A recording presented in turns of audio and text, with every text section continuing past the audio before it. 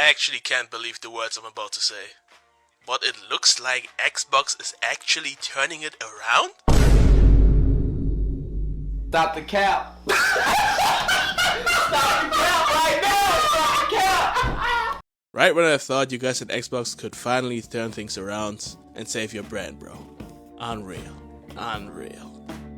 I'm sorry. I seemingly gave Xbox's new CEO Asha Sharma way too much credit for what she was doing to save the Xbox brand. Because please, someone, anyone, explain to me how you're going to quote-unquote revitalize Xbox by firing 3,200 people, my dog. And yeah, as crazy as these news sound after Asha's mission statement, Xbox is really laying off another 3,200 people in their gaming division.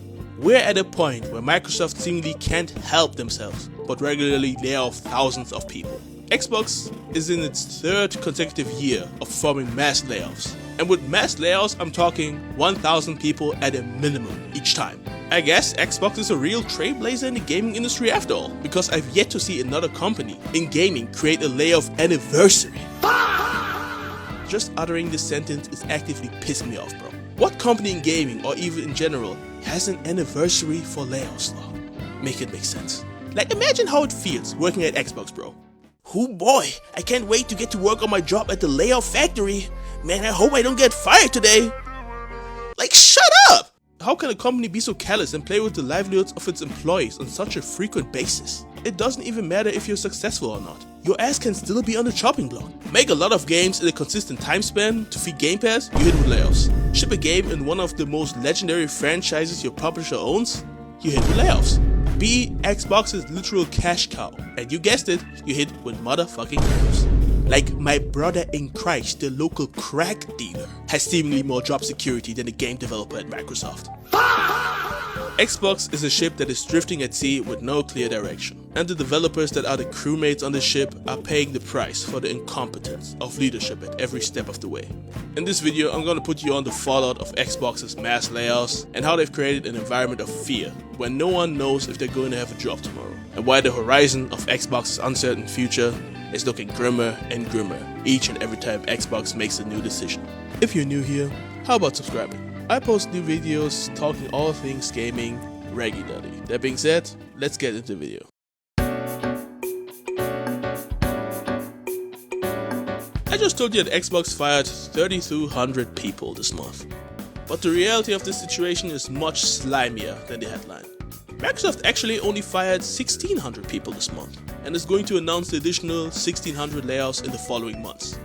This means that anyone working at Xbox Game Studios, even after the layoffs have begun, must go to work without knowing if they'll still have a job at the same time next month. I have not seen rat-like behavior this bad since Takeshi 69, bro. And like I previously mentioned, the success of your games or what your games are trying to accomplish are not being considered here at all, because Xbox is firing people after their quote-unquote usefulness has run out. Let me explain this point a bit further. Take a studio like id Software, for example. Stewards of Doom, one of the most legendary and iconic franchises in gaming. Your team just released Doom: The Dark Ages, a terrific sequel that also sold fairly well. It could have reached higher numbers if it didn't release on Game Pass, but I digress. Your team is also home to one of, if not the best game engines for first-person shooters, id Tech, which is, by the way, an insane asset to have in a world where licensing costs across the board are only rising higher and higher. You and your colleagues are hard at work on some DLC to give the players some more content in your latest installment. And how does your publisher reward you for being such a hardworking and valuable studio? By firing 2/3 of the entire studio the day you release the DLC. Is this nigga serious? You niggas at Xbox must actually be lobotomized, cause how could you do this to id Software out of all of your studios? They even made the studio head write a PR piece on social media that the job cuts aren't that bad. Mind you, these bums at Microsoft laid off 2/3 of the studio, with senior staff and the people tending their game engine being among the ones who were fired. They gutted the studio and have the gall to disrespect the studio like this. They are truly making 6ix9ine proud with these rad activities, bro. Unreal.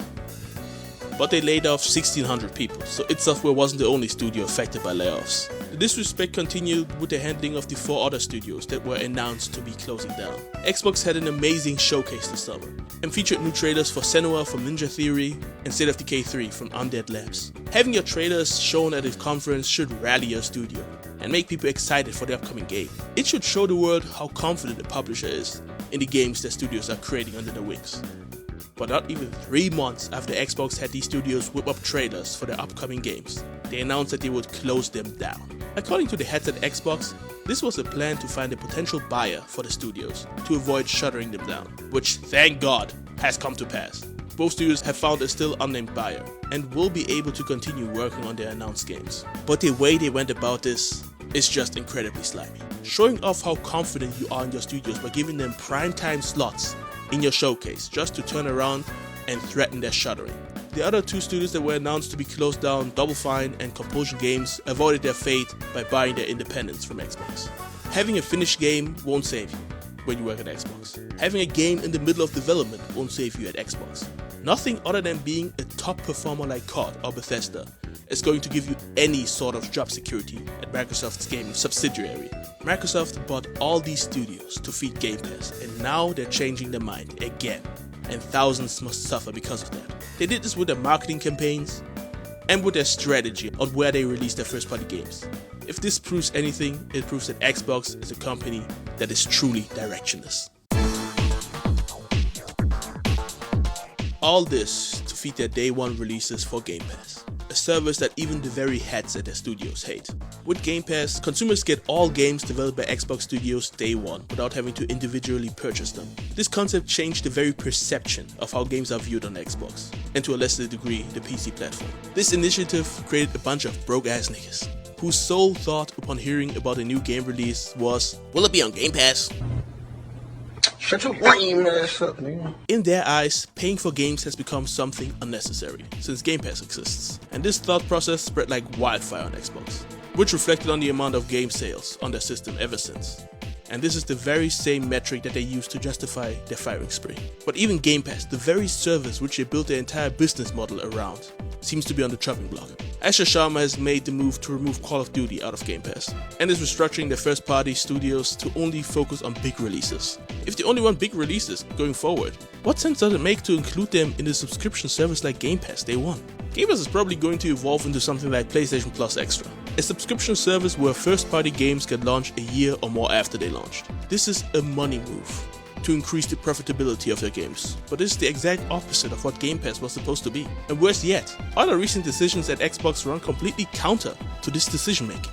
Xbox is dabbling in making games exclusive again, because the much anticipated Clockwork Revolution is not going to be released as a multi-platform game. It's marketed as an Xbox console exclusive. This is the worst decision they could have made if making money is their goal. Xbox users don't buy games day 1, they depend on Game Pass, which will ultimately hurt the game's profitability.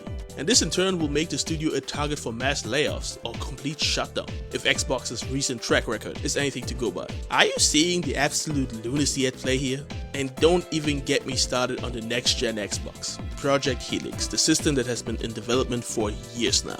A system that was going to be a PC that plays Xbox games and will allow the user to install other PC storefronts like Steam. This in turn would make people buy less games on the Xbox storefront because PC storefronts like Steam have better prices. Xbox's recent stance and conversation on the system has changed dramatically.